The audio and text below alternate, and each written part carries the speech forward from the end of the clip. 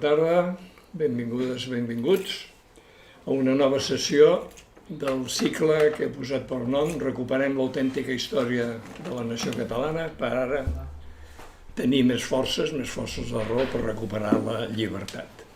I en aquest sentit, el títol que em va arribar proposat per Jordi Álvarez em va encantar, perquè és Templers, Càtars i el món actual. Justament m'interessa el plantejament del món actual.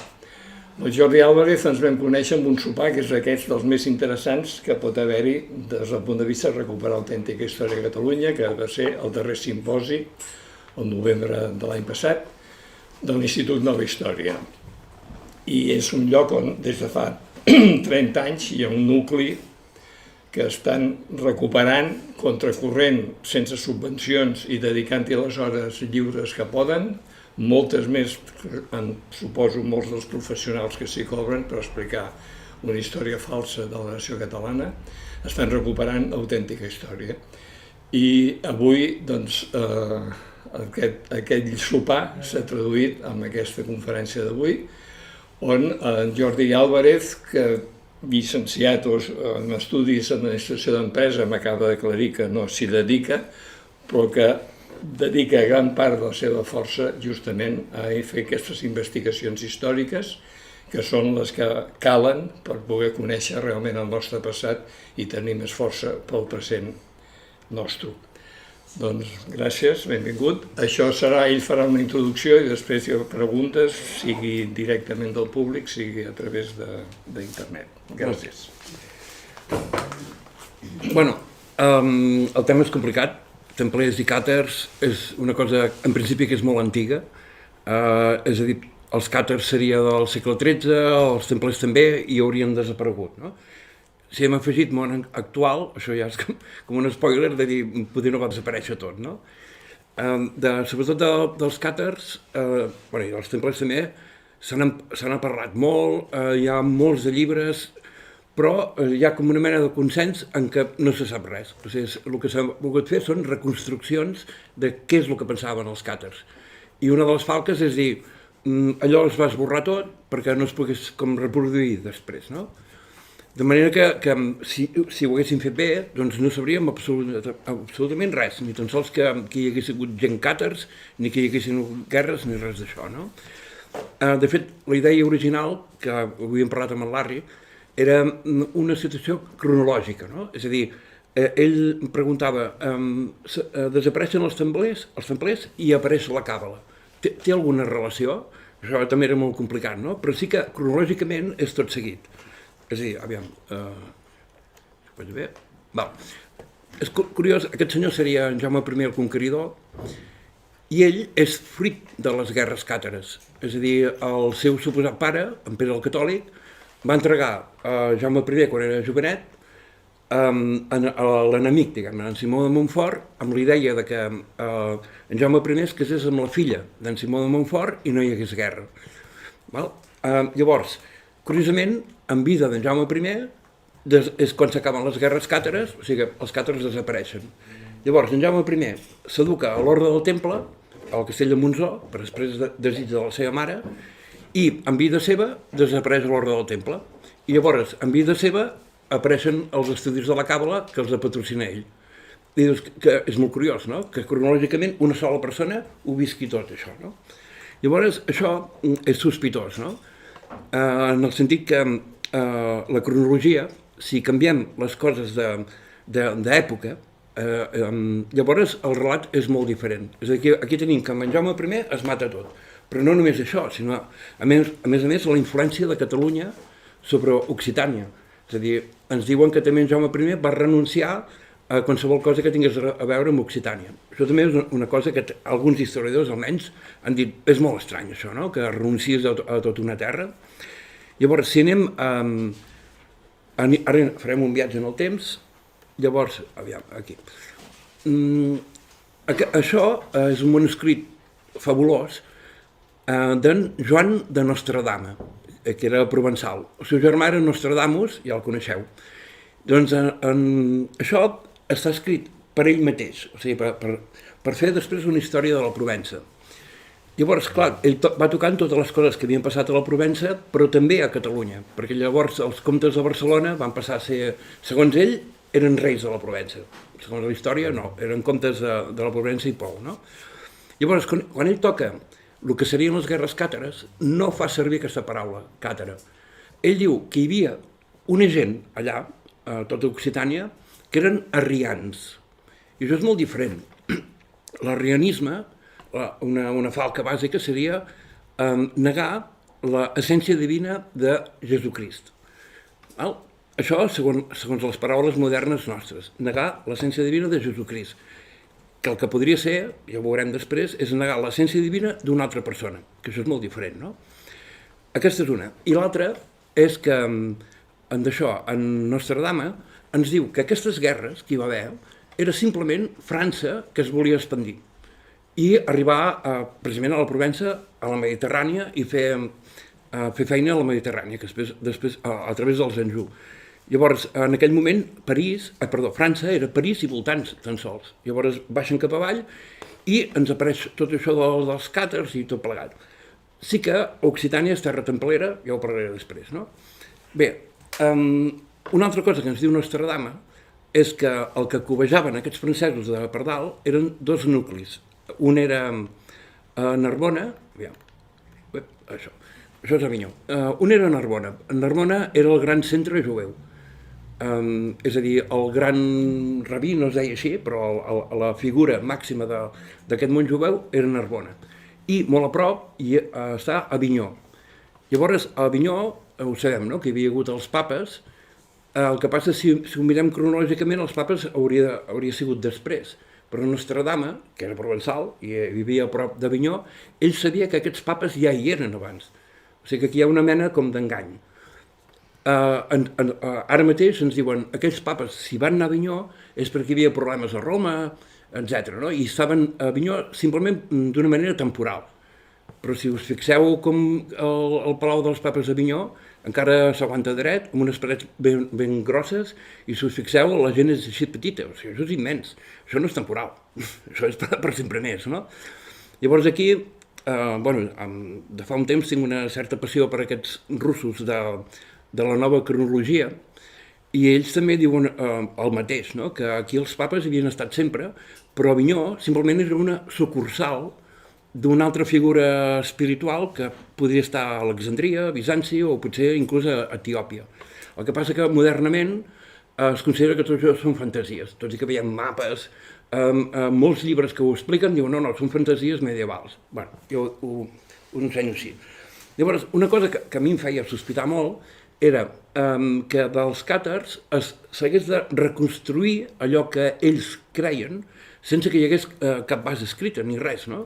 I això, que cadascú fa un món diferent i allò que tens en el cap de dir, no, això segur que encara ho podem llegir, encara ho podem trobar, el que passa és que ens diuen, per exemple, que són fantasies de trobadors, són coses que van durar molt poc temps, etc. No? I això, buscant coses provençals, això, vaig trobar aquest text que és del 1300. En principi, el 1300, els templers ja no existeixen, els càtars ja no existeixen, ni res, no? Aquesta vida de Sant Honorat es va escriure a Canes, en una illa que hi ha davant, no? És un llibre excepcional, però és un llibre amb trampa, que és el que feien aquella gent, no? Que era com amagar les coses perquè es poguessin desxifrar després. Llavors, curiosament, aquest llibre, això, ens explica amb tot de senyals, o sigui, amb tot de què creien la gent de la Provença, però no només de la Provença, gairebé de tota Occitània. Si us fixeu en el títol, diu «Així comença l'heretgia que el rei Andriox ensenyava a son fill Andrònic». Llavors, el text entenem que el rei Andriox, per ell no era una heretgia, era la manera que ell creia, no? Aquí a l'altra banda veieu al quart vers una senyora que es diu Elenborg, que era la senyora d'aquest, el rei Andriox. I llavors Andriox el que va fer va ser agafar les creences d'Elenborg, però tot i així, en el seu fill Andrònic li va ensenyar allò que creien aquella gent. Llavors, fixem-nos què és el que creien. El text és molt llarg, només ensenyaré una part. aquí el quart, cinquè vers, bueno, el segon, ensenya a son fill secta de gran perill i la greu heregia de llei de pallania, que pallania també pot ser paios, com pot ser pagesos o pagans, no? I diu que creien en Astarot, Apol·li, que és Apol·ló, i Júpiter també. I això és molt curiós, perquè, bueno, Astarot, això seria una representació moderna, això ja entraríem en un món, diguem-ne, estrany, un món esotèric i tot plegat, no? Però si mirem Júpiter, aniríem al món romà. De fet, no tenim constància que l'any 1300 encara hagués continuat des del temps romà, o sigui, que ell encara fos un ídol, no? El que sí és molt curiós és que abans de les guerres càtares es va escriure aquesta novel·la flamenca, que diuen que és la més antiga que s'ha escrit mai. Només hi ha una còpia que es va trobar a Carcassona, és a dir, no a la Provença, sinó en un altre lloc. A flamenca, el protagonista, curiosament, també té com a ídol a Júpiter. I llavors dius, aviam, aquí t'estan parlant d'una heretgia. Si realment Júpiter i aquest altre, Apol·ló o Apol·lo, doncs fossin romans, no diria que és una heretgia, sinó simplement que havia continuat una manera de pensar de temps enrere. És a dir, això encara és difícil de desxifrar, però sí que mentalment dius, no pot ser que una, que hagi durat tant de temps, i una altra és que d'un dia per l'altre desaparegui, no? Que és el que ens expliquen dels càtars, no? O sigui, ells creien coses i d'un dia per l'altre, ja està, han deixat de creure-me això, no? Fos el que fos. Llavors, això. Val. Llavors continua dient, després de Júpiter Atrací, Mahom. I més avall de tot diu Metge la Reial. Metge la Reial ha de ser la Meca. Per tant, Mahom ha de ser Mahoma. I dius, aquella gent creien en l'islam? No? Aquí ho diu. I es refereix a la gent de la Provença. O sigui, això està escrit a una illa davant de Canes. El que passa és que aquí tornem a aquest món d'Astarot, que, per exemple, tenim un poble per aquí, que és el poble de Mafumet. Quan preguntes, Mafumet què vol dir? Bueno, vol dir Mahoma. Però dius, Mafumet no és com Bafomet. I clar, en Bafomet sí que, si us heu ficat en aquests blogs que expliquen coses estranyes, diuen, és un dels déus que adora l'elit, no? Que és una cabra que és com femenina i masculina a la vegada i tot això, no? Dius, val, això ja me lliga més amb Astarot, no? A més, Astarot és una paraula que encara la fem servir. Bueno, hi ha el tarot, però també quan alguna persona està desballestada, diguem que està destarotada, no? O sigui, sembla ben bé que hagi quedat enganxat en el llenguatge. Aviam, que tinc això aquí. Val. Bé, aquest llibre jo el recomano. M'he deixat una cosa de dir perquè és molt important.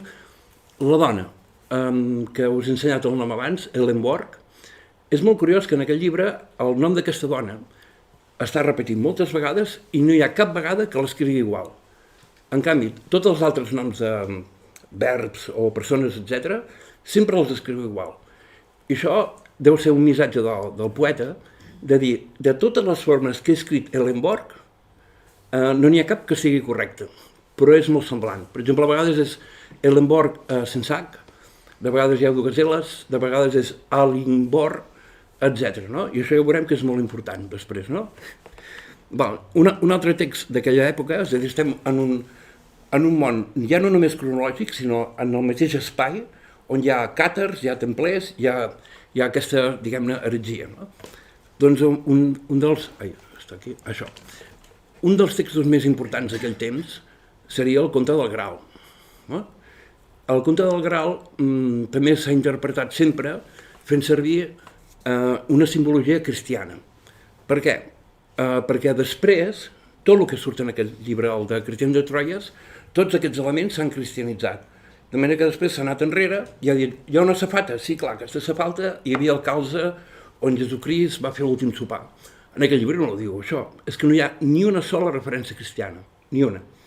Llavors, per exemple, només agafant un tros, no l'explicaré tot, doncs tenim el rei pescador. El rei pescador, quan Perceval el troba, està pescant, perquè és pescador. Llavors, està pescant tres tres tipus de peixos, que ara me'n recordo, un era el salmó i els altres dos ara mateix no me'n recordo. Però és molt important quins tres peixos són. Llavors, el rei pescador està assegut amb una barca i ens diuen que no es pot aixecar. Llavors, Perceval li pregunta, no sé on anar a dormir aquesta nit, i diu, allà hi ha un castell, i pots anar-hi. Llavors, quan Perceval arriba al castell, el rei pescador ja hi és, i també està assegut. Tot això és molt important, que estigui assegut, els tres peixos, etc. I darrere del rei pescador hi ha una habitació i hi ha el pare del rei pescador que està moribund. Una altra cosa que està passant en aquell moment és que el castell està com isolat i tota la terra al voltant és erma, sense res. Llavors, en aquest moment, quan en aquesta escena, amb aquell senyor allà darrere, el rei pescador assegut i en Perceval badant, perquè està badant, de cop entra una dona a la sala amb una safata i tota l'habitació s'il·lumina, que és el que diuen que és el primer moment en què apareix el Graal, no? És aquesta il·luminació. Després, Perceval, en un altre lloc, explica que ha estat al castell del rei pescador i el renyen. O sigui, li diu, vas fer la pregunta? I diu, quina pregunta? I diu, no vas fer la pregunta? O sigui, havia de fer una pregunta. Quina pregunta podia ser aquesta? De fet, en el text no ho diu. Podia haver preguntat, per què pesques precisament aquests tres peixos? Què fa aquell senyor allà darrere? Per què la terra és erma? Per què s'ha il·luminat l'habitació? Hagués pogut preguntar qualsevol d'aquestes coses i li haguessin explicat què és el que passava. És molt curiós, no? Perceval té tots aquests símbols davant seu i no els sap interpretar. En aquesta vida de Sant Honorat, que us he ensenyat abans, està passant exactament el mateix. Hi ha un canvi com de pensament. El rei Andriox creu una cosa i Elenborg en creu una altra. Llavors, en aquest cas, sí que l'Andrònic, que després en parlaré d'aquest Andrònic, el pare vol que sàpiga això, que en principi és una heretgia. No? Com es pot traduir això del rei pescador? Això ho va trobar un italià i m'ajonollo, perquè és molt bo. A Egipte, un cop l'any, menjaven aquests tres peixos el mateix dia, en homenatge a Osiris. Estem parlant d'una obra que era per ser recitada, per tant la gent que hi havia davant no havia anat a la universitat per saber tot això, simplement sabien reconèixer aquests símbols. Els tres peixos. Osiris què havia passat? Que en una festa o el que fos, un seu germà bessó el va tallar en 14 trossos a Osiris i es va escampar per tot el món. Llavors Isis, que era la seva dona, però també era la seva germana bessona, va anar per tot el món a recollir tots els trossos, però en faltava un, que era el penis. Llavors, el que deien era que fins que no recuperés el penis, la terra seria erma, que és precisament el que ens està dient aquí, no? Llavors, qui és el que està darrere, que és el pare del rei pescador? Seria Atum, no? I que està esperant, aviam, que la terra sigui... Aviam si ho troben això, no? Que també seria una de les preguntes, que era per què el rei pescador està sempre assegut? Bé, no es pot aixecar, no? Llavors, això, dit així, és molt senzill, però ho heu trobat mai escrit, això?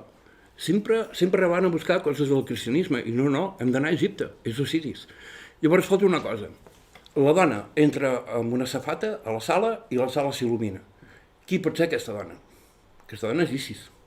I això és una altra cosa que s'ha interpretat sempre malament, que era la safata la que il·luminava la sala, però si ho llegiu bé, ella és el subjecte, és ella que il·lumina la sala. I això en Perceval no ho sap veure, no? Bé, ja que hem parlat d'Isis, o sigui, aviam, això és important, falta una cosa aquí. Fixeu-vos que el pròleg és de Martí de Riquer. En Martí de Riquer havia estudiat molt a tota aquesta matèria de Bretanya i havia deixat dit que quan els lectors més avançats de França van començar a llegir o a entendre el Graal, feia molt de temps que tant a Catalunya com a Anglaterra era molt popular. Ell es deixa Occitània també era molt popular. És a dir, no podem situar Castell de Troyes a Troyes, que és a París, no? És molt lluny, perquè si hagués recitat això ningú sabia de què estava parlant. Però molt més a baix, sí, que és el que es diu Martí de Riquer, tant a Anglaterra com a Catalunya. Llavors, tenim que també en aquesta zona d'aquí baix, o sigui, la zona occitana o catalana, Isis i Osiris, això és conegut encara. No? Llavors, també havíem de parlar del temps actual. Si agafem Isis, el nom, aquí veiem lletres llatines, no? Una I, una S, una I i una S. Però potser no són lletres llatines. Podríem agafar, per exemple, que una columna, una serp, una columna i una serp. Llavors, als temples egipcis, sempre hi havia una columna amb una serp, una altra columna amb una serp. Llavors, si ho fas una representació esquemàtica, sí que et surten caràcters llatins. Podem agafar, per exemple, posar una S, els dos pals a sobre de l'S i una altra S a sobre de l'S. Què és això? És el símbol del dòlar. El dòlar comença per D, no comença per S. No? Hi ha més coses, no? Que potser és la més important. Si agafem un dels pals, el posem així, i un altre pal el posem així, i posem l'S aquí, ens està representant la ona. I dius, falta una S. No, la ona interactua amb una altra ona, que és la contraona. És a dir, que no estem ben bé mirant una deessa o així, estem mirant ciència gairebé, no? Llavors, en el temps modern, per exemple, tenim l'Estàtua de la Llibertat, que alguns han dit que era Isis. De fet, de deesses que siguin verdes, a Isis em sembla que no la representaven així, perquè si representaven de color verd era Osiris. No? O sigui, sembla com si tot això hagués continuat. No? Llavors, aquesta és la broma que fa en Da Vinci. Osiris i Isis es tapen bíblicament amb Maria Magdalena, que seria Isis, i per l'altra banda Osiris seria Sant Joan. Aquí és la broma que fa en Da Vinci ben bé, no? Dibuixar una persona que és com un home o una dona. No? Que després diu, no, és que en Da Vinci era homosexual, no sé què. No, la broma és aquesta, perquè tots dos eren germans bessons, és a dir, tots dos eren iguals. A més, amb la broma del dit en l'aire, si mireu sempre el Sant Joan Baptistes, el dit està una mica inclinat, perquè representa l'eix de la Terra. En canvi, si l'eix de la Terra fos recte, seria com una mena de paradís. Només hi hauria una estació i sempre seria, potser primavera. No? Aviam.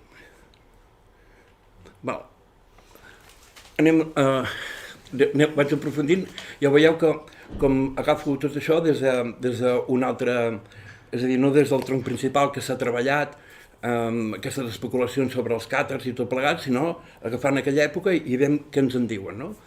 Hi ha una cosa que ens diu en Cretén de Troyes, en un dels títols que fa en això del Graal, ens aposa aquestes dues paraules, Escabaló i Excalibur. Després en el text no en parla més, no? I això, Excalibur poder és més fàcil, perquè remet com a Excalibur, no? Aquella espasa i tot això. En el Cretén de Troyes, ell d'espases no en parla mai. Això torna a ser coses de després que agafen tots els símbols de Cretén de Troyes i els canvien, els cristianitzen. Això seria més fàcil, però i Escabaló? Això, m'hi vaig trencar el cap, de fet és molt fàcil, són dues paraules que estan ajuntades. És escaló i avaló. Avaló era més fàcil perquè el regne aquest perdut del Sant Greal seria el regne d'Avaló. I Escaló. Escaló és una població, ara no sé si és d'Israel, en tot cas és de Palestina, i Escaló és, per exemple, on feia vida en Ricard Cordelló, que és molt important també en aquesta història. És a dir, Ricard Cordelló, la seva mare, era Elionor d'Aquitània, i és Elionor d'Aquitània la que promociona tota la matèria aquesta del Sant Greal i tot plegat. Inclús Cretén de Troyes diuen que la seva mecenes era la filla de l'Elionor d'Aquitània. O sigui, és aquesta gent la que té molt d'interès que s'escampi aquesta idea, no?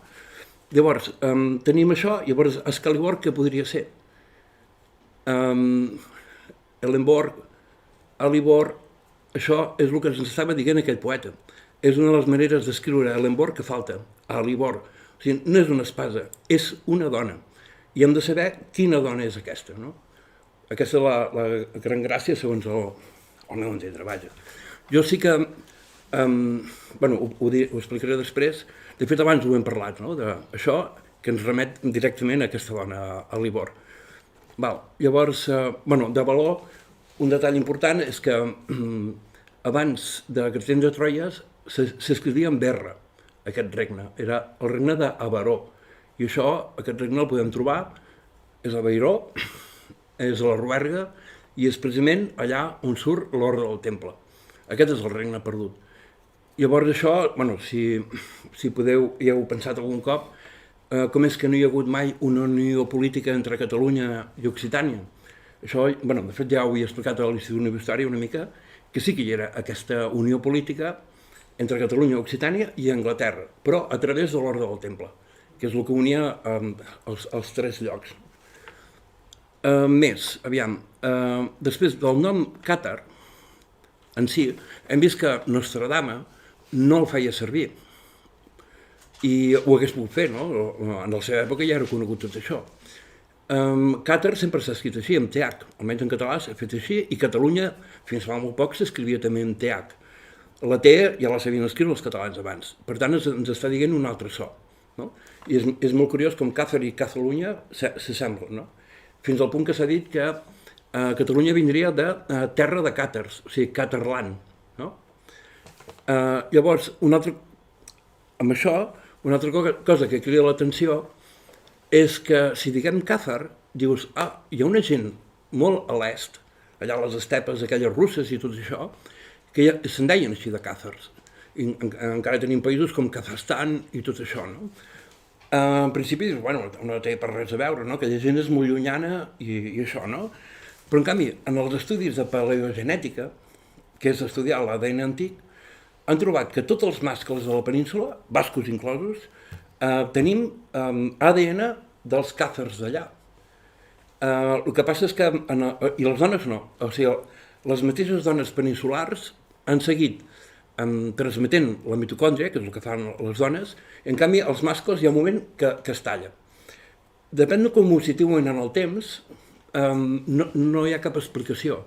És a dir, el registre arqueològic no ensenya signes de violència. Per tant, aquí a Barcelona hi ha un especialista, que és en Carles Laloesa, que és conegut mundialment. Ell diu, si no hi ha violència, l'únic que pot haver passat és que totes les dones peninsulars es van aparellar amb aquells homes que havien vingut.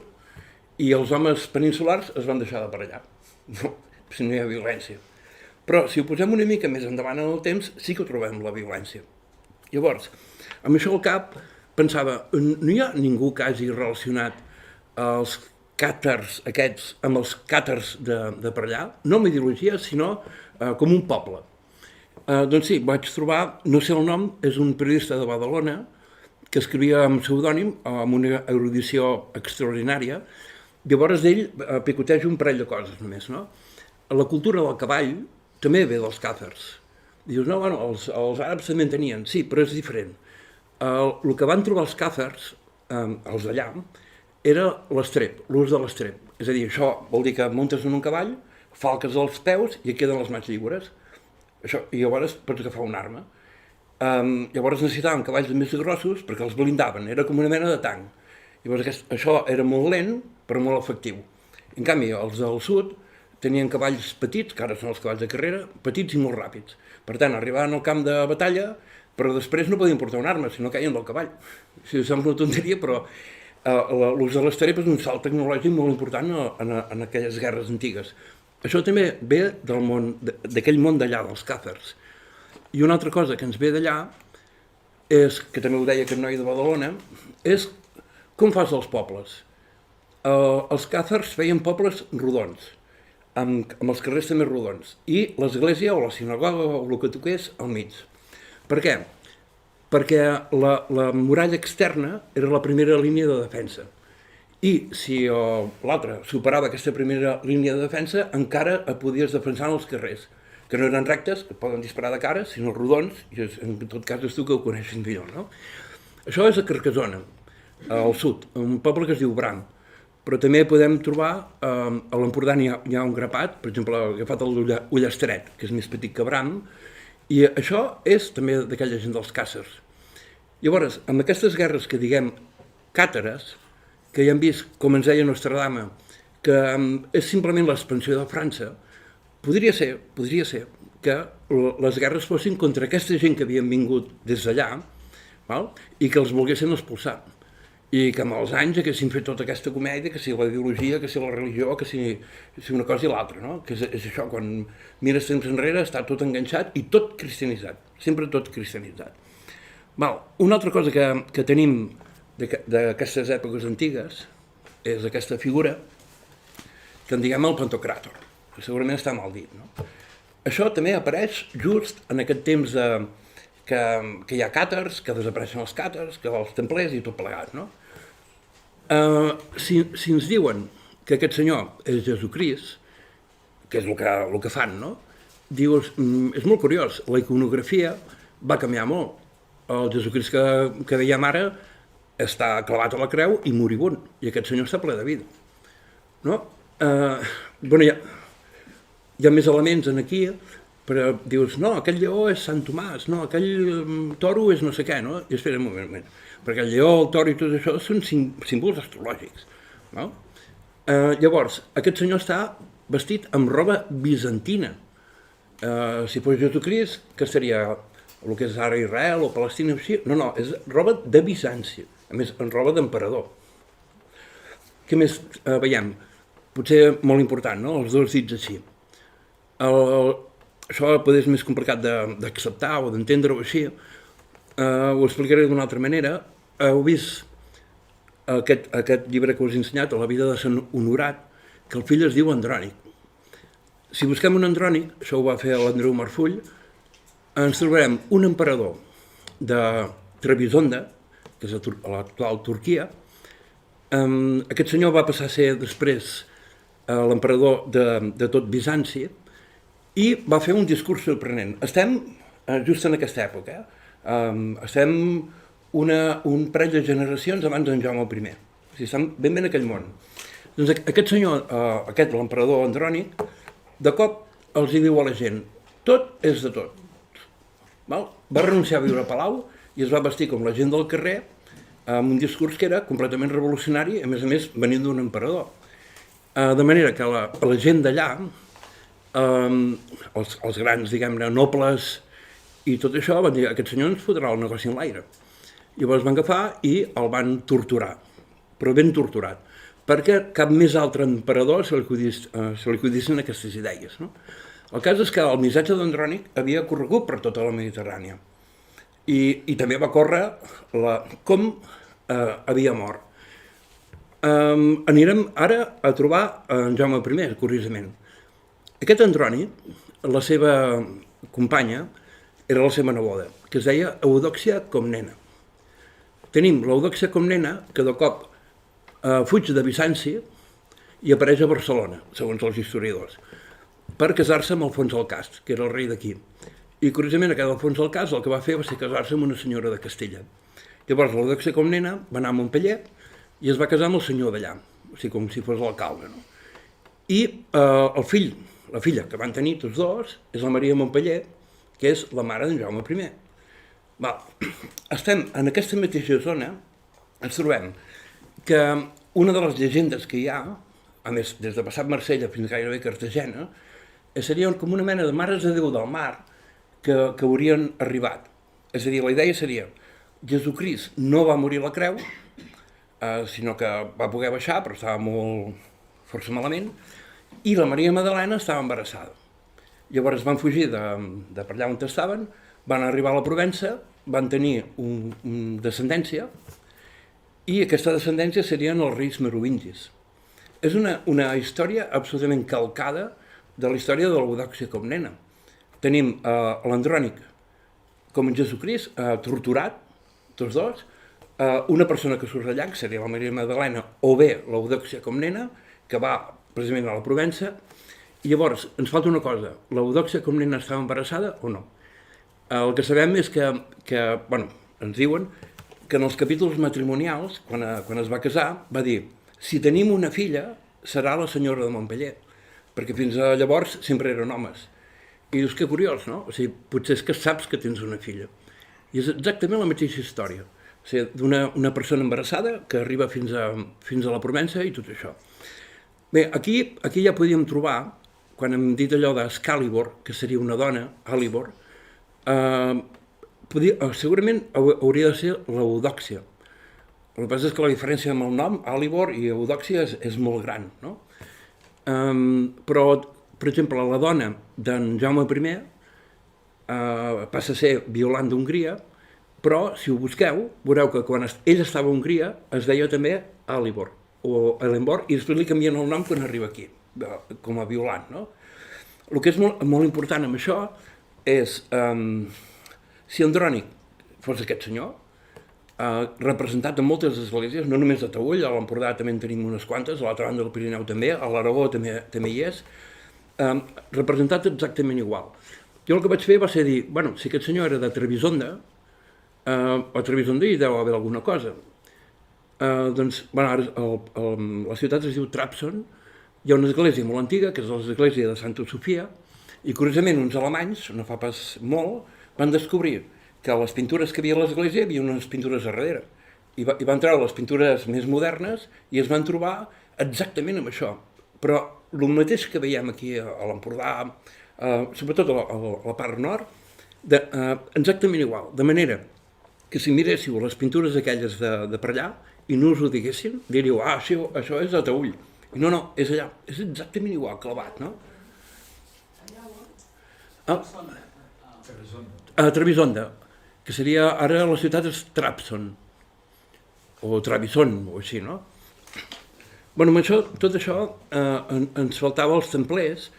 Els templers també és complicat amb una altra cosa, no? Que ens diuen que creien amb unes altres coses a part, no?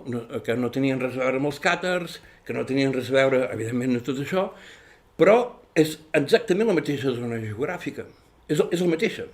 No? I dius, bueno, allà potser la gent es barallava pels carrers perquè creien en 3 i 4 coses diferents, i no pot ser. Segurament tots anaven allà mateix, sobretot en el cas de l'Andrònic, com un gran referent, i curiosament la seva descendència, que seria la Maria de Montpeller, abans ho parlàvem, no? La Maria de Montpeller, el seu marit, figura que era, bueno, de fet s'haurien casat a l'hora del Temple de Montpeller, és el rei Pere el Catòlic, però el rei Pere el Catòlic va marxar. I al cap d'un temps, la Maria de Montpeller té un fill, que tornem a anar a les coses bíbliques, el fill d'aquí, d'un colom, perquè ell no hi és, no? El que passa que històricament ens diuen, no, era el pare. És impossible. Si no hi ets, no pot ser, no? Llavors, ho enganxem una mica amb el temple, aquesta història. Aquest Pere el Catòlic el van matar a Muret, diuen, no? Estem en el moment àlgid de les guerres càtares. Enganyen a la mainada del rei, és a dir, diguem, el seu exèrcit, els Montcada, els Corilles, els Cardona, etc., els fan anar a Narbona, i en canvi Pere el Catòlic va a Muret, que és a prop de Carcassona, acompanyat de 2 personatges, Arnau de Rocafull i Guillem de Rocafull.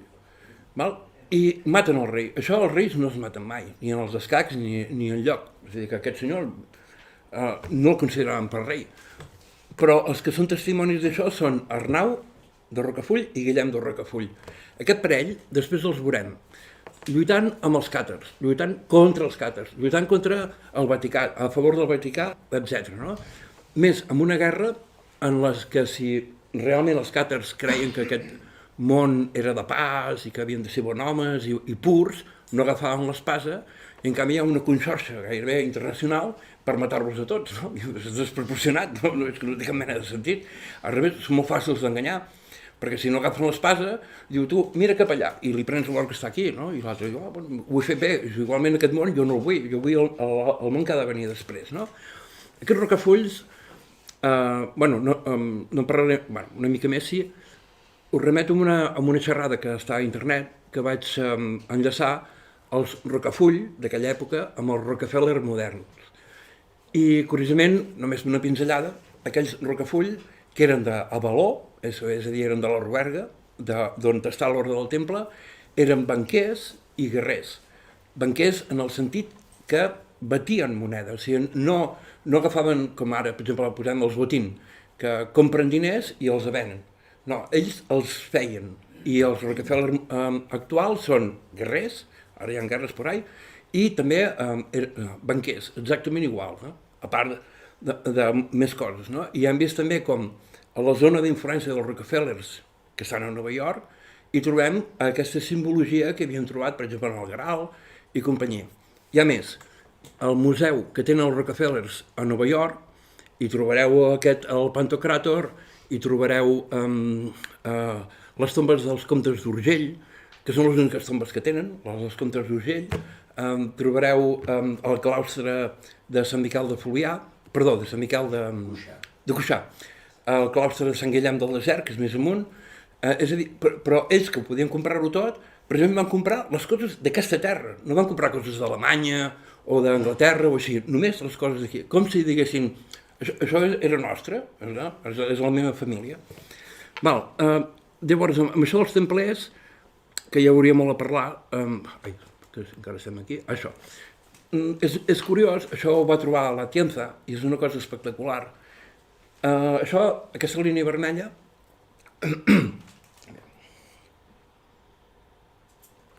aquesta línia vermella representa el paral·lel 42.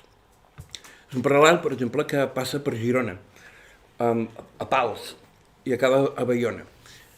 La Tienza el que va trobar és que en tot aquest paral·lel 42 hi ha unes esglésies que són octogonals, totes, amb un doble mur, i a dalt hi ha un cubicle on una persona pot estar en posició fetal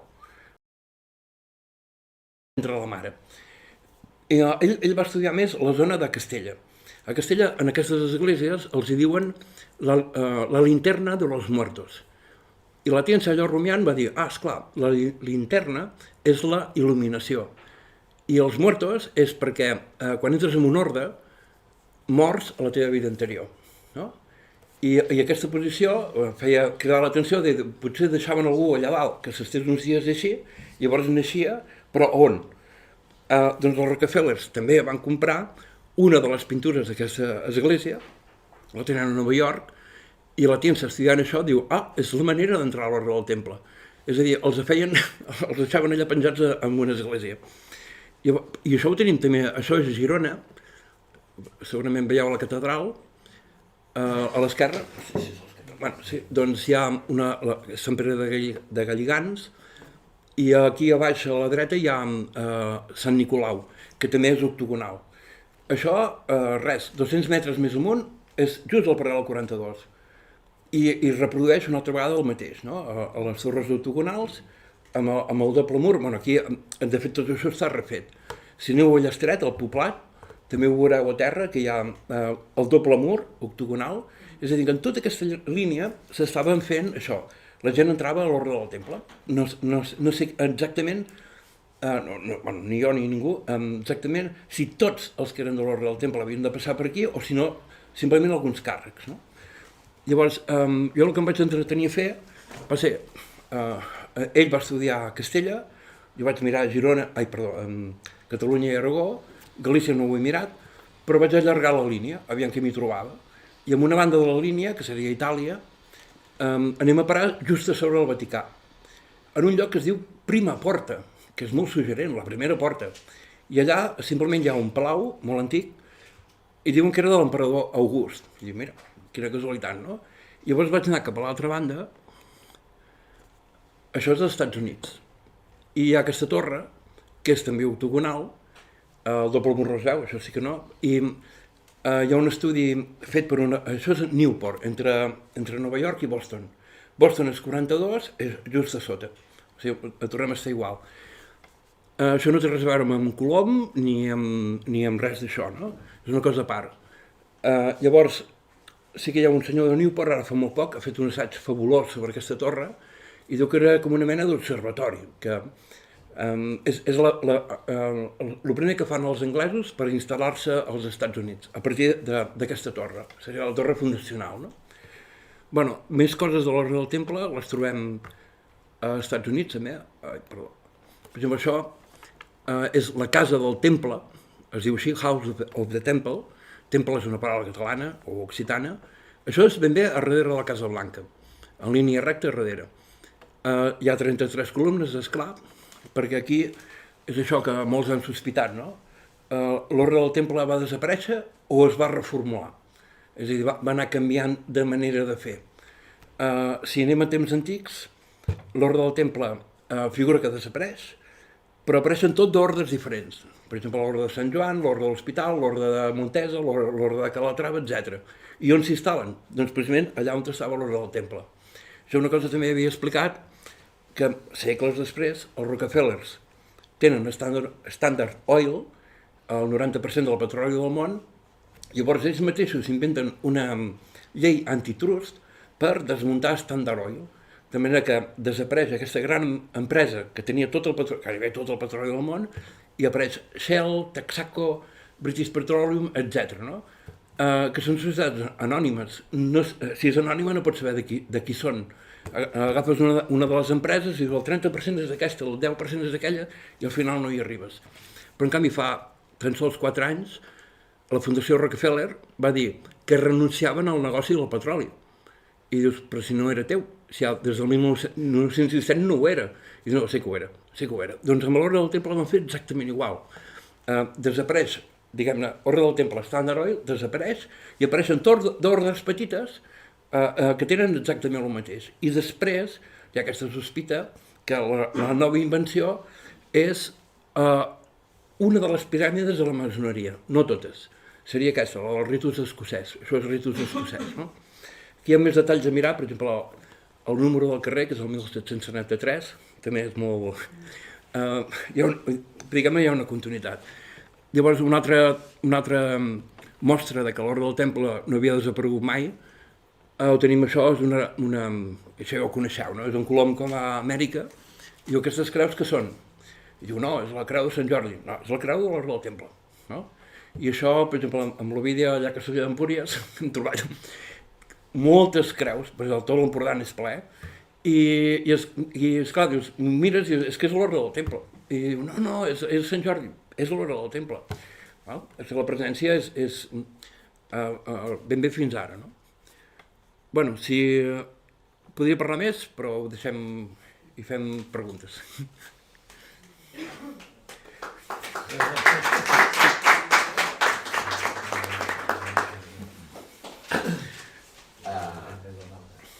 Gràcies per la xerrada, molt interessant.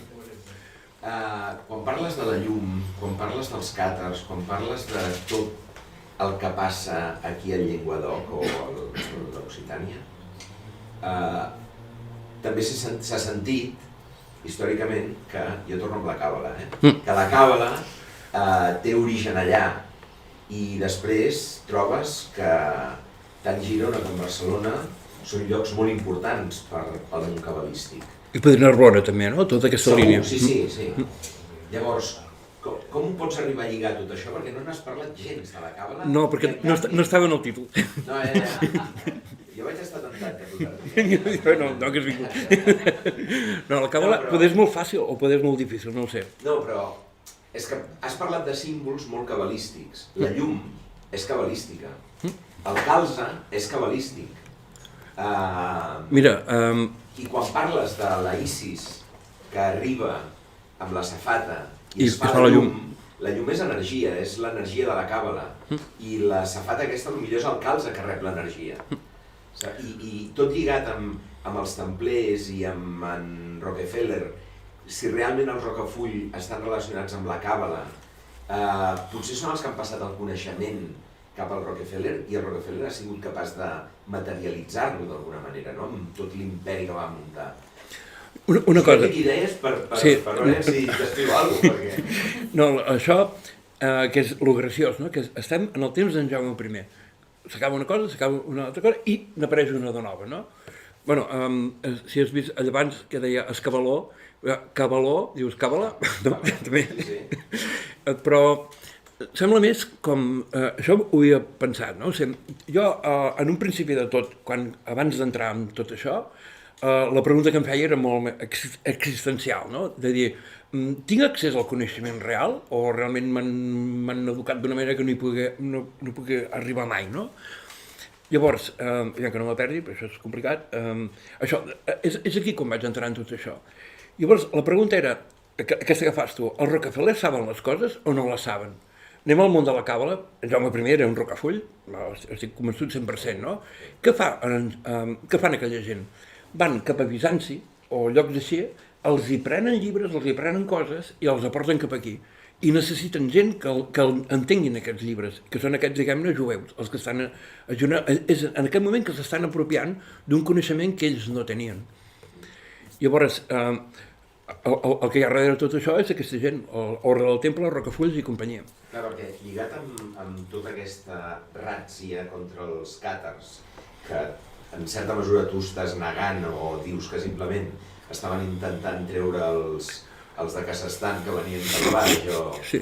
Tot això, clar, quan veus que el rei català està defensant els càtars, que potser defensa el coneixement, potser defensa la càbala, i potser els càtars i la càbala són la mateixa cosa, i venen cap aquí és perquè se senten protegits aquí d'aquestes Sí, el Pirineu i cap avall. Sí. I les bruixes, la persecució contra les bruixes, que potser són les dones que tenen el coneixement. O sigui... Sí, potser és molt fàcil entendre-ho tot i potser és molt complicat, no? Jo sempre intento agafar el que sigui, no el més senzill, sinó el que sigui més pràctic, no? Llavors, sí, fas una línia, però és molt curiós aquesta línia perquè segurament es va fer després, no en temps de Jaume I. O sigui, la renúncia a Occitània. Occitània et serveix de molt. El programa són els francesos, llavors Occitània fa de coixí. En el moment que Occitània l'entregues als francesos, et quedes desprotegit. Bueno, hi ha els Pirineus, però és que no hi ha res més. Què és el que diuen Putin ara, no? Que si se me posa l'OTAN a Ucraïna, els detinc a casa meva. Llavors diu, no, a Ucraïna que quedi a part. O sigui, Ucraïna com una Occitània. Diu, no, Occitània que no hi hagi ningú, no? Per tant, la marca hispànica potser era al revés. Bueno, la marca hispànica això s'ho van inventar els francesos també, no? Però molt recentment, o sigui, en temps d'en Jorrani Pujades. Simplement el que volíem, i aquí s'ha acceptat, és fer dependre Barcelona de París, des de temps reculats, de dir, no, en què fer el pilot perquè era el comte d'aquí, perquè el rei de París li havia permès. I dius, aviam, a París parlen diferent que aquí, a París cuinen diferent que aquí, a París tenen els costums diferents, la literatura és diferent, és que no hi ha res que lligui Barcelona amb París. Bueno, ara és diferent, no? Diu, no m'expliquis històries de París, no?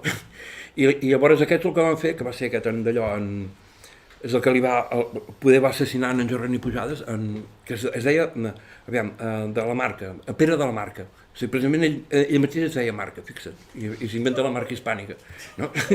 Doncs aquest senyor, ell deia això, que París fa aquesta defensa des de Catalunya, però per fer una altra vegada allò que Catalunya sempre depenia de París, no? Que és el que farà després Napoleó, de dir, no, home, és que Catalunya és nostra, no? I amb això, tot això del coneixement, doncs clar, un malparit molt gran, que és el filòsof de l'elit, és en Ramon Llull, i en Ramon Llull aquest és el que hem de llegir, perquè ell és el que, i a més ell ho diu, hem de separar el coneixement. La plebs ha de saber unes coses i una elit ha de saber unes altres coses. Jo quan vaig llegir això, dius, era per escanyar-lo, però no puc, no? Però dius, però és ben bé això. Hi ha un coneixement, que és precisament quan parlem de, no només ara, de dir, jo vull arribar a aquest coneixement, no? Encara que sigui un plebeu, no? Jo vull passar per sobre d'en Ramon Llull, no? En Xavi Font té preguntes, el porto sempre de gira. Només una petita cosa sobre aquest origen del temple que l'atribueixen almenys historiogràficament a Hug de Paiens. Quina història hi ha amb això que diuen d'Hug de Pinós, de Bagà? Té alguna credibilitat? Sí, bueno, això s'ha dit, no? Però de fet, aviam, tots els templers, tots surten d'allà mateix, que és aquell lloc que he ensenyat abans, la Ruerga, no? I llavors, a la Ruerga, Paiens, ningú se'n diu així, no? Però ni cap nom d'aquests. Llavors sí que un de París, que no sabia entendre bé les coses, ho escrivia de qualsevol manera. I és més fàcil que es digués Pinós que no pas Paiens, no? O sigui, fent-ho així, no? A mi m'ha fet pensar, quan has posat aquell escrit al principi, que per sortir a Paians i deies pagans... Ah, Paiania, sí. No hi ha alguna cosa, Sí. Sí, per això també a Paiania he dit tres coses, que eren pagans, pagesos o paios, no? També pot dir això, perquè són paraules que serveixen per moltes coses, no? Això que has dit de les viles rodones, que en tenim diverses, no? Camprodó... Ah, Camprodó, sí. Vila Rodona, Rodonyà... N'hi ha diverses que justament... Que això... Viles Rodon. Campredó i Camprodon. Camprodon. Sí. Camprodon. Això dels càcers de per allà, hi ha aquests que abans he parlat, no? La nova cronologia, que és estan a l'Acadèmia de les Ciències de Moscou, o sigui, són matemàtics, informàtics, etc. No? Llavors, ells defensen això, que ja només el que he dit de la genètica, no? Això ells ja no en parlen, no? Ja ho he afegit jo, no? Que és tot de gent que venen des d'allà fins aquí. De manera que, o sigui, que tindria la lògica. Llavors, per exemple, això que dèiem dels càtars, el que diuen ells és que les guerres dels hugonots, que llavors estem al segle XVI, però és la mateixa zona exactament, diu que van agafar les guerres dels hugonots i les van projectar al passat, en el temps de les guerres càtares. No? Però és curiós perquè als Estats Units hi ha la part d'Atlanta, que també hi ha ciutats que es diuen, o pobles es diuen Temple, es diuen... Ara no me'n recordo perquè vaig fer com un petit estudi, o sigui, coincideixen també els noms d'aquests pobles i aquestes ciutats amb aquesta cultura. Bueno, això... Que és on es va fundar la Coca-Cola. Això, d'alguna manera, en Larry, que diu que ha vist moltes xerrades meves, si les ajuntes gairebé estic dient aquesta gent de l'Orde del Temple, ja pots dir si són catalans o occitans, és igual, l'Orde del Temple es desplaça en el temps que diguem-ne, no es descobreix Amèrica, sinó que es legitima en Amèrica, es desplacen a Anglaterra. Jo havia dit que en Francis Drake era un Cardona, i des d'Anglaterra van als Estats Units. I és la mateixa cultura que se'n va cap allà, no? Són els Rocafulls, són els Isis, són totes aquestes representacions, i llavors és divertit, perquè si tornes enrere en el temps, veus una Catalunya molt guerrera, és que de fet era un estat guerrer, no? I ara l'estat guerrer és als Estats Units, però és que són la mateixa gent, banquers i guerrers, no? És que potser la mania que ens tenen els catalans era perquè per on passàvem, Arrasaven sempre. i d'aquí ve, no? Exacte. Ens van deixar. No, però això ara també s'especula que aquesta elit se'n va dels Estats Units. S'havia especulat que se'n anaven a Kazakhstan, precisament, a Astana, que ara han canviat el nom d'Astana, perquè la gent deia Astana és un anagrama de Satanàs. Però Astana és una ciutat nova, que la fan al Kazakhstan, completament moderna, i van fer uns Jocs Olímpics o alguna cosa allà, no? O uns jocs de joc, i deien, aquesta gent se'n va a Astana. O sigui que faran el mateix, potser, el que havia fet en Catalunya, que és deixar-la. Però hi ha una altra cosa que falta, que és que hi ha un opositor, no sé ben bé qui és, no? Però sabem que en el cas d'Amèrica, si mirem com és tot Amèrica, la meitat cap a dalt es dedica al comerç, o a la guerra i tot això, i la meitat de baix està saquejada completament. És com si fos una altra família, no? Aquí hi ha un altre misteri. També té un paral·lelisme amb l'Espanya i la Catalunya, no? Això. Sí, exacte.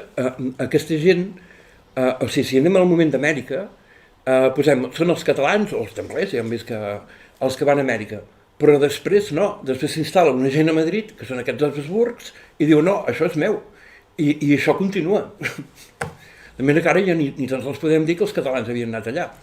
En Colom és un genovès, el fill d'un taverner, es veu.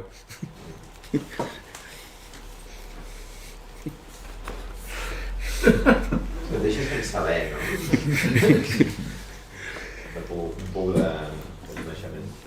Sí, bueno, jo faig la conferència sense text i depèn de com d'allò, doncs, parlo més o parlo menys. No? Això, bueno, em sembla que de la informació us he donat molta, no? I això també, a part d'aquesta vida de Sant Honorat, el llibre aquest d'en... Fet el passo. Ara. El llibre aquest de Nostradama, o sigui, el germà de Nostradama és una cosa excepcional, perquè ja no és només això, sinó, per exemple, en Guifré el Pilós no hi és. No existeix en ell. Hi ha els seus fills i hi ha aquest senyor, però no es diu Guifré el Pilós. Es diu d'una altra manera. I això, no sé si coneixen l'Andreu Marfull, doncs ens vam escriure, personalment no ens coneixem, no? I jo li vaig demanar, vols dir que en Jaume I i en Guifré el Pilós no són la mateixa persona, que en Jaume I l'han traspassat darrere en el temps, per justificar una nissaga, i em va dir, clar. Que era catòlic, per què li diuen catòlic? Sí, és molt estrany. El Els càtars. contrari, no? Sí. Això és que... Això depèn del catòlic, ja comença a ser estrany. I llavors Nostradamus és interessant també llegir-ho. Fixa't que tenim Ramon Berenguer 1, 2, 3, 4 i el 5 ja està a la Provença. Val? Llavors, aquí qui es queda? En aquest cas seria el pare de Pere el Catòlic, que seria Alfons el Cast. Si ho busques, o sigui, Alfons el Cast i Ramon Berenguer V, no? Seria? Bueno, cinquè allà. Quin dels dos germans va néixer primer? Doncs veuràs que molts historiadors diuen, bueno, em sembla que és aquest, em sembla que és l'altre. Han arribat a dir que la mare va agafar i quan els nens ja eren grans els hi va canviar els noms. De manera que Alfons el Cas va passar a dir-se Ramon Berenguer i d'allò dic, ja t'entenc, el gran és el que va marxar. Llavors per orgull diu, no. Llavors l'altre Pere el Catòlic és una branca petita, els que manen estan a la Provença, en el meu entendre, no? Per això en Pere el Catòlic el maten, no és pas un rei. Els reis no es maten mai, és un pecat. Sí, aquests serien els que creen els escàquers, no? Això. Aquesta idea que els reis no els maten mai, pots explicar una mica? No, jo és que fa molts anys que jugo escacs, federat, i llavors sé que els reis no es maten, els deixen una jugada de matar, no? Però no, de fet no... Aviam, quins? Bueno, aquests francesos sí que els hi tallaven el coll. Però segles abans, vull dir, hi havia un respecte, per respecte, vols dir? Per respecte, sí. El deixaves, en tot cas, a punt de morir, no? Per exemple, ara mateix, que això de Rússia, que diuen, per què no la raça Kiev? No? Ho poden fer. I diuen, no, necessitem algú amb qui parlar. Llavors necessiten a l'altre. No? Sí, sembla ser que ningú en cap moment han volgut ocupar, sinó pressionar per negociar, exacte, per forçar a reconèixer la part de l'est. No? Llavors, només mataries el rei si te quedes tot el territori. No, dic, a banda d'això, ja no només amb el rei, sinó amb els grans nobles, quan es captura un noble o un rei, doncs el principal valor és el rescat que pots demanar amb tot això, per qual convé tenir-lo viu. I que se'n faci càrrec de pagar els deutes. Clar, si el mates, diu que ho paga, això. Això que ho paga. Sí, la batalla de Moret s'ha reinterpretat tota, doncs, pel que dius, no? I a més, els dos germans eren Arnau i... Germans, o pare i fill. Arnau de Rocafull i Guillem de Rocafull. I vés a saber si no va ser en Pere el Catòlic que va anar allà, els jefes, l'Arnau de Rocafull i l'altre, a demanar feina. Puc ser el rei d'aquí? Diu, no ho seràs pas, això, no? Ja en tenim un altre, tenim en Jaume. Sí. Però llavors és curiós que en el testament de Maria de Montpeller apareguin Arnau i Guillem. Sí. Que un espera que al testament d'algú apareguin els fills, per comptes de pare i fill. O sigui, l'ordre és Jaume I, Guillem de Rocafull i Arnau de Rocafull. Per exemple, en el repartiment de València hi ha un suposat fill bastard d'en Jaume I, llavors Guillem de Rocafull, Arnau de Rocafull. A Mallorca igual. I sempre apareixen a tot arreu. I en canvi, si busques els historiadors catalans, no s'han preocupat mai. O sigui, diuen el nom i ja està, s'ha acabat. Diuen, bueno, aquesta gent eren molt importants. De fet, l'Arnau de Rocafull i la Maria de Montpeller, tots dos tenen la mateixa edat, figura. I Arnau de Rocafull, que és el primer de la nissaga, perquè els pares es van canviar l'ordre dels cognoms. És la mare que és Rocafull. I el pare era un andussa. Però això lliga amb la tradició jueva de preservació de la juevitat. Per part de mare. Ve per part de mare. Sí, però el que és curiós és que els Rocafulls són sefardites, no són esquenacites. Són els esquenacites que va per mare. I els sefardites és pare i mare, tots dos. Però, en canvi, els càssars és la mare. Hòstia, aquí hi ha tela. I clar, llavors aquí tens el casament. Un Rocafull que es casa amb una bizantina de la família real, que és la que es casa amb la Maria de Montpeller. I és aquesta nissaga, això ho treballa molt bé l'Andreu Marfull, que seria una nissaga que hauria arribat fins ara, no? O sigui, dues grans nissagues que s'ajunten. I en canvi, l'historiador català ens diu, no, era Alfons el Cas. No, Alfons el Cas no. Era el Pere el Catòlic.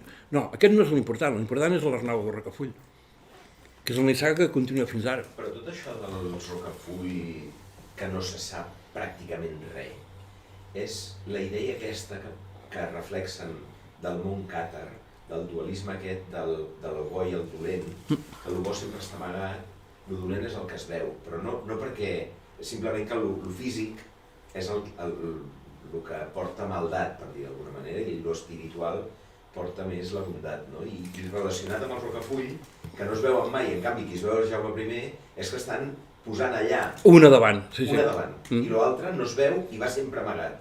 I sembla que ho facin expressament. I la Càbala, en certa manera, respira d'això també. Fixa't en Jaume I, a la seva crònica, que sempre es queixa de que no té diners. I inclús hi ha un moment que diu, ai, tinc una vaixella a Montpeller, me la vendré. I dic, això és un rei? Però esclar, però la idea és bona. El que has de buscar són els diners. Qui és el que té els diners? Els Rocafull són els banquers. I ell contínuament diu, jo no tinc diners. És un empleat. Clar, i és que a més, el fort és que lliga amb la realitat d'avui en dia, també. O sigui, els estats no tenen diners. Qui té diners són els bancs. Els bancs, que els creen així. I els creen així. Sí. És exactament el mateix. L'única diferència és que... No, l'única diferència és que aquest Arnau de Rocafull diuen que batia moneda. És a dir, que almenys havia una cosa física. Però és que ara ho posen a l'ordinador, agafen la rata i posen la quantitat que volen. Però és que la Càbala lliga molt amb això. Lliga molt amb el fet de dir tu busca que ja trobaràs. I una mica la idea aquesta del calze sagrat, que som nosaltres. Nosaltres. En un moment ho has dit. O sigui, el calze en realitat és el receptacle de la Càbala i la llum aquesta que deies de la Isis és que realment és l'energia aquesta que et dona l'univers, o digue-li qui vulguis, i que realment el pots traduir en el que tu vulguis, perquè tu ets receptacle de l'energia, i això de jo no tinc diners, però faig el que vull, sí, és que és capaç de traduir o de materialitzar aquesta idea, no? De soc capaç d'agafar l'energia i traduir-la en fer el que vull sense tenir res. És el lavabo allà? Sí. I aniré corrents perquè si no faré una desgràcia. Diuen que l'actual no és l'original i que va haver-hi una construcció anterior al que es veu ara. Podrien ser els catafos aquests o de casa estan els que l'haguessin construït segles o temps abans? Sí, això de Montsegur és molt curiós, no? O sigui, l'anterior castell no sabem com era, però sí que sabem com és el d'ara, no? Llavors, el d'ara hi va gent perquè el solstici d'estiu i l'hivern, el primer sol passa per una paret, en un cas, i l'altre sol passa per una altra paret, no? És a dir, que està orientat en aquests dos solsticis. I almenys ja sabem una cosa, que el castell anterior segurament no era així. O sigui que aquí és on hi ha el canvi de creença, no? Això hi havia un home, no sé si podeu haver conegut, perquè havia viscut aquí a Barcelona, l'Alexandre Eleazar, que un home tenia unes idees molt... Sí, crec que el nom, però no... Ell escrivia molt malament, però resumint, el que ell deia era que hi havia com dos tipus de creences en temps enrere. Un era un culte solar i l'altre era el culte a una persona. No? I això, aplicant-ho amb moltes creences antigues, funciona molt bé. És a dir, que en el cas de Montsegur, orientat amb el sol, tenim el culte solar. És a dir, que abans hi havia el culte a una persona. I llavors, quina era aquesta persona? Fixa't, abans que ho han ensenyat el Pantocràtor, sempre estan els dos dits així, ho podíem interpretar com una segona vinguda. Com si hagués hagut una vinguda anterior d'una altra persona. I s'esperés que tornés. I llavors, quan Andrònic diu això de que tot és de tots i me desprenc de tot i me'n vaig de Palau, diuen, és la segona vinguda, ha tornat a venir. I aquest Alexandre Eleazar deia que la tercera vinguda seria Barcelona. Algú que ha nascut entre els anys 60 o 70, doncs seria el tercer, no? Per això ell va venir a viure aquí, no? Però, bueno, a part d'això, és això, no? Un culte solar i un culte a una persona, no? L'Eleazar tenia accés a una biblioteca del seu pare, que va poder llegir... Sí, jo que el seu pare era el rei Faisal aquest de Jordània, i havia llegit llibres clar, que no són llibres europeus, reformats pels monestirs d'aquí, sinó són llibres molt llunyans, no? I ell, de fet, treia... Però després escrivia fatal. I llavors la manera d'interpretar-lo sovint és molt difícil. De fet, no diu també que és un Romanov que prové dels... Sí, però deia que, o sigui, allò de l'Anastàcia, que no era l'Anastàcia la que havia marxat, sinó la seva mare, que era una altra de les germanes. I llavors, bueno, això ja és una altra història, no? És una història, un safareig familiar, no? No, el que volia comentar sobre això que comentaves a la moneda, ja em fa una mica un embolic, perquè realment la qualitat de sobirania que pogués tenir un sobirà no requeia amb la capacitat d'encunyar moneda, amb la qual ells també, vull dir, una moneda s'encunyava perquè un rei ho decidia. No, bueno, jo només conec el cas del rei Ferran, el catòlic, que diuen que ell va decidir com una devaluació de les monedes que sortien, en comptes de que fos 100% or, per exemple, que fos un 80%. De manera que estava tothom enganyat, però havies perdut un 20% del teu poder adquisitiu, perquè després, quan hi havia un canvi o així, o el que fos, no? Anaves a pagar amb aquella moneda i et deien, això no, és 100%. Llavors això és l'únic que he trobat que fos el mateix rei que ho ordenés. Normalment els diners van per una altra banda, una banda misteriosa. Curiosament, la creació de la taula de canvi és a Barcelona. Banc, que es fa a Barcelona, però ho porta un tal Guillem Colom, sí. El 1401, si no m'equivoco. I curiosament no està relacionat amb la corona, sinó que és un banquer, perquè la família Colom eren banquers. Eren banquers. És un avi del Cristòf. Colom. I això lliga una mica, no?, amb el tema aquest de que l'Estat va per un costat, els bancs per un altre, i l'Estat es dedica a buscar els diners del banc, però... Els ha de tornar després. Els ha de tornar, clar. I segons com has de fer guerra, perquè si no els tens tu, aviam si la Llàmurcia no en tenen, i vas cap a baix. No? I el Vaticà com s'enganxa? El Vaticà, segons aquests russos, aquests d'en Fomenko, és molt curiós, però de fet és molt lògic. Diu, el Vaticà es crea en temps del rei Ferran. I, clar, llavors... Ferran el catòlic. Exacte. Quan arriba el Borja allà és quan arriba el Vaticà. I diu, abans allà no hi havia res. Per això deia això d'Avinyó, perquè és el que diuen els russos, Avinyó era la sucursal diguem-ne, el patriarca d'Alexandria, que hi havia hagut un de la família real catalana que ho havia sigut, que estava a Tarragona. I llavors el Vaticà es crea en aquell moment. Llavors què diuen? El Vaticà, no, hi havia un Vaticà anterior però està aquí sota, hi ha les ruïnes. Està molt bé, no? Per cert, el cas de la Maria de Montpeller. La Maria de Montpeller, el seu fill no sap on és, en Jaume I, i el reclama a Sant Pere.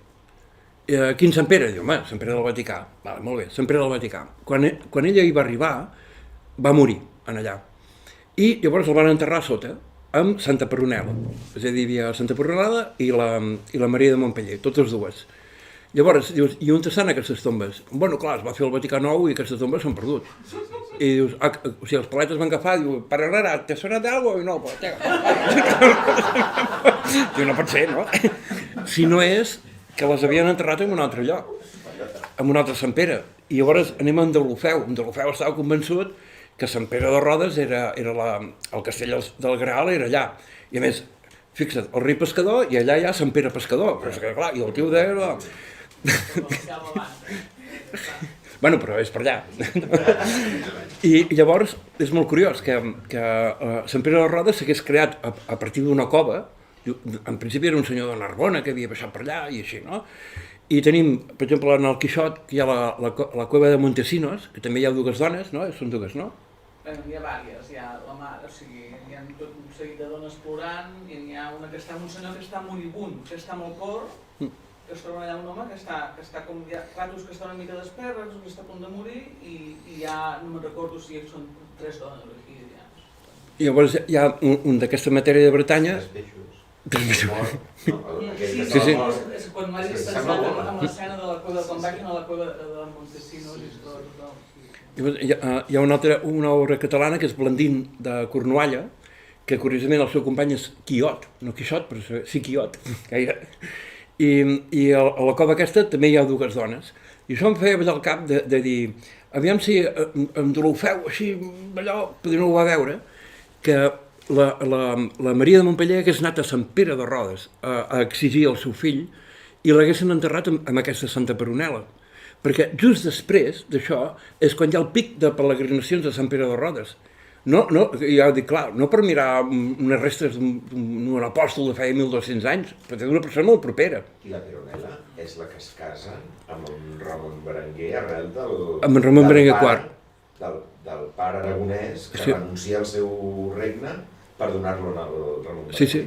I tenim una altra Peronela, amb aquests noms, Elenborg, Eleonor d'Aquitània, la gran Eleonor, la seva mare es deia Prunella, també. I clar, això és molt difícil de... Jo la majoria d'aquestes coses que diuen aquestes gent jo no me'ls crec, però curiosament la Prunella va néixer, ho diré en francès, ho sento, Château-Ego, no? I dius, això de Château-Ego què vol dir? Château és castell i Ego és Arau. És el riu que va parar a Montpeller, no és pas Aquitània, com diuen ells, no? És com dir Castelló de Guadalquivir a Bilbao. No, el Castelló de Guadalquivir és el Guadalquivir. I doncs clar, si anem a Montpeller, llavors tot canvia, perquè tens una gran dona, que seria, per exemple, la Maria de Montpeller, i una gran mare, que és l'Eudòxia Comnena. I llavors tens això, com si estiguessin desplaçades en un altre lloc, amb un altre nom, no? Ells no hi han arribat aquí. No, però ho dic des del punt de vista que... Cronològic, sí. Cronològic. Sí, això passa sovint, que quan en aquest cas, per exemple, Alibor, que seria l'espasa, no? Excalibur, si és que és una dona, quan gairebé la tens, dius, ara està aquí, ara es diu diferent, ara està en un altre lloc. Diu, però si estan en aquest mateix espai, no? A mi se m'escapa, jo sospito que és la Leonor d'Aquitània, l'Alibor. I una cosa, l'Alibor aquest sona a noruec, no? També, Elenborg. Elenborg, tots sí. aquests borgs sonen a noms dels països nòrdics. Sí, en canvi diuen que serien hongaresos. Però això també, i això també ho diu molt bé aquests en flamenco, que, per exemple, a Bulgària, dius, Bulgària és el Volga, i en canvi de Bulgària al Volga hi ha però quilòmetres i quilòmetres, diu, però és que és el mateix arrel. És a dir, que després, quan deien, on està Bulgària? Aquí. I llavors, quan mirem textos antics i ens diuen Bulgària o Hongria, ho situem en el lloc que no és. Per exemple, Hongria seria aquell, l'Atila, no? El rei de los Hunos. Hunos, Hongria. Llavors no me la posis aquí. Ho fan especialment per confondre. Confondre tot. Per confondre el poble, com dius tu, i que el coneixement només estigui, com deien, lluny a una era. Això, per exemple, això d'en flamenco, que això, les hordes aquestes russes, hordes mongòliques, no, de Mongòlia, mongoleses, no? Sí, doncs eren molt importants. Fixa't, horda del temple, és que és la mateixa paraula. Per això aquesta gent diu que l'ordre del temple és simplement, en un principi, una sucursal d'aquesta gent, no? Llavors, l'ordre, això, de Mongòlia. Què és Mongòlia? Mongòlia és un estat així, que hi ha Ulaanbaatar, que és la capital, i allà hi viu gairebé tothom, que és a tocar a la Xina. La resta del territori, allà no hi ha absolutament res. Hi ha dues carreteres que són de fang, que travessen el país, i la gent que hi va allà triga 3 mesos a travessar Mongòlia per aquelles carreteres. I allà va sorgir un imperi que el Gengis Khan, que tot el món, que els russos diuen, no, és que Mongòlia era tot, era Rússia, era la Xina, era el Kazakhstan, no sé quant, era tot això, no? I després els europeus diuen, no, això serà això, això serà això, això serà allò altre. És que quan fan la cronologia se la inventen totalment. Exacte. És un invent. L'Scaliger. No pot ser que un monjo sigui capaç d'entendre tot el que ha passat en tota la història del món, no. En canvi se li dona validesa. Se li dona validesa. A vegades agafes una dinastia important o una nissaga important i resulta que hi havia un monjo alemany al segle no sé quantos que ell va escriure allò. Diu, això és bo. És bo. És bo? Tu creus, això? Sí, clar. Com no hi ha res més, doncs és bo. I després vas per camins que no lliguen. Quan hi haurà un llibre? Un llibre? De fet, ja el tenia demanat i encara l'he de fer. Però estàs escrivint articles? O tampoc? Perquè els articles serviran per treure el llibre. També. Bueno, ara mateix no, però sí que tinc molta cosa... Sí, perquè jo estic quedant, m'ha perdut no sé quantes coses més sentint-te. Una cosa, bé, has parlat d'un eix que seria Catalunya fins a Anglaterra. Com arriba la influència a Anglaterra? Per Aquitània. O sigui, ho podem entendre al revés és molt més fàcil. Per baixar d'Anglaterra i anar a la Mediterrània només havies de baixar pel riu Ebre, és així de fàcil. En un moment hi és. Sí que la influència és de dalt cap a baix. No, és de la Ruerra cap allà. Això, a Londres, encara ara hi ha Inner Temple, de temple, que tenen el seu alcalde i el seu parlament, al mig de Londres, i la reina ha de demanar permís per entrar. allò és on estava l'Ordre del Temple a Londres. I em vaig entretenir a mirar quins eren els primers grans mestres, tots de la Rouergue, una altra vegada, tots. I els catalans també de la Rouergue, tots. Aquest és el gran regne perdut, el de Való, el que hi ha a la Rouergue, que té Catalunya, Occitània, Anglaterra... Bretanya, què pinta tot això? Bretanya. En principi res, no? I pintarà molt després, quan hi ha això d'Amèrica. Perquè tots els frontals d'Europa que donen a l'Atlàntic, tots aquests frontals els va anar treballant el rei Ferran i companyia, no? És a dir, hi ha un piló de famílies catalanes que es casen amb nobles portuguesos. A la Bretanya hi trobem la Margarida de Foix, casada amb un Montfort, curiosament. A Anglaterra trobem la Caterina d'Aragó, que és la filla del rei Ferran, o sigui, ho treballen tot. És a dir, els béns que t'aportaven a Amèrica, al tornar havies de passar per Anglaterra. Llavors, és per això que la Bretanya, la punxa de la Bretanya la controlen Anglaterra, controlen Portugal, de manera que si algun vaixell s'escapava, a un moment o altre el pescaven.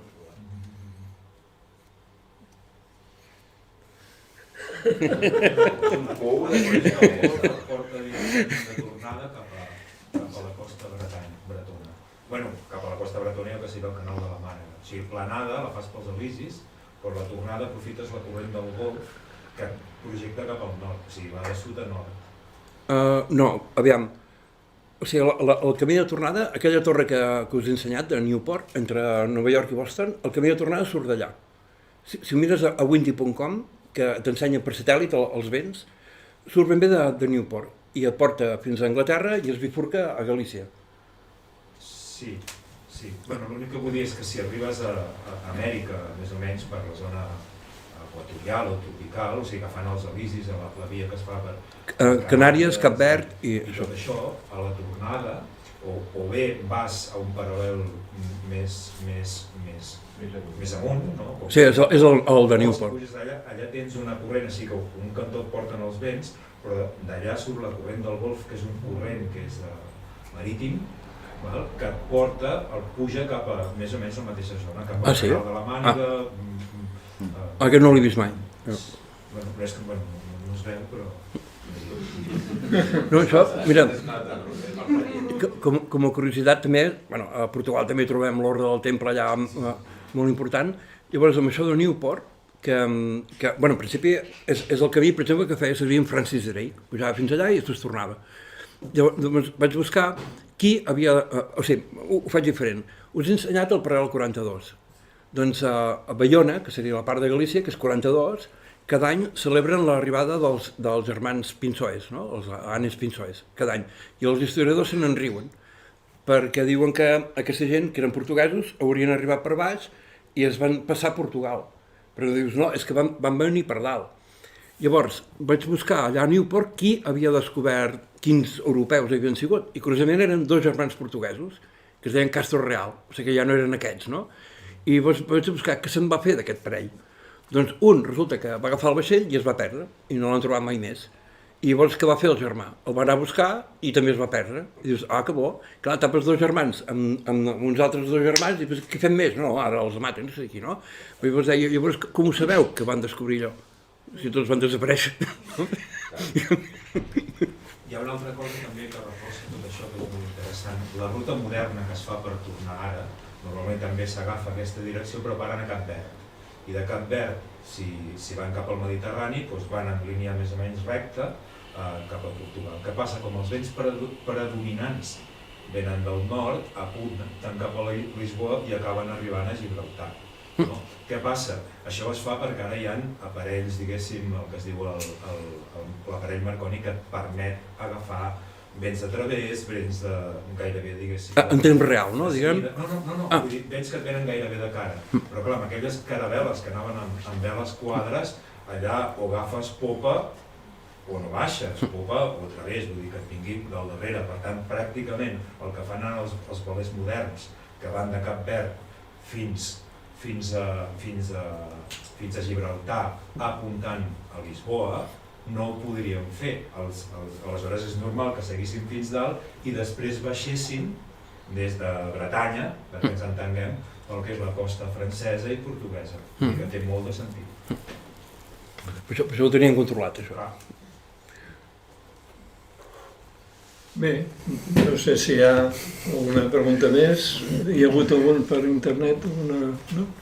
No, un que ha dit que merci per tots els programes de la Gota Catalana, Lluís. Gràcies. En quin enllaç podem veure això? O sigui, per trobar-ho?